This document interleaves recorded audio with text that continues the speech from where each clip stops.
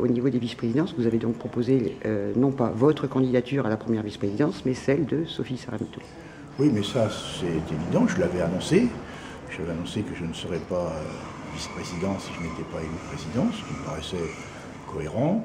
Et puis nous avions désigné depuis déjà bien longtemps les candidats aux vice-présidences. Sophie était la première de l'équipe de 4 que je vais présenter. Ça me paraissait tout à fait normal et je remercie Sophie d'avoir accepté cette responsabilité dans des conditions que nous n'avions pas tout à fait imaginées tout de même.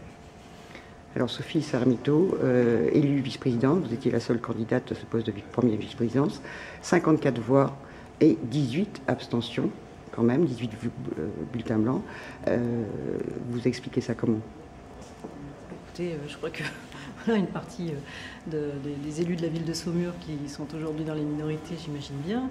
Puis d'autre part, après, voilà, moi, c'est pas tellement cet élément-là qu'il faut regarder aujourd'hui. C'est plus de se dire que, et le message maintenant, c'est effectivement celui de travailler, de s'engager sur l'avenir de cette collectivité, en prenant en compte véritablement le projet aussi et ce qu'a souhaité Jean-Michel, c'est-à-dire se projeter dans une dimension aussi d'équipe.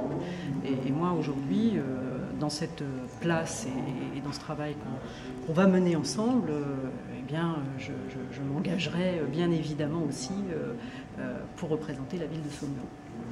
D'ores et déjà, des priorités en ce qui concerne la commission que vous souhaiteriez présider?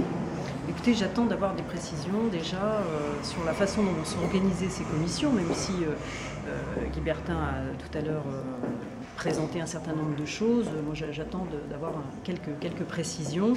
Aujourd'hui, chacun sait que je travaille, m'investis plutôt sur les questions du tourisme, les questions économiques. Voilà, on aura à discuter, j'imagine, des enjeux aussi précisément sur la communauté d'agglomération.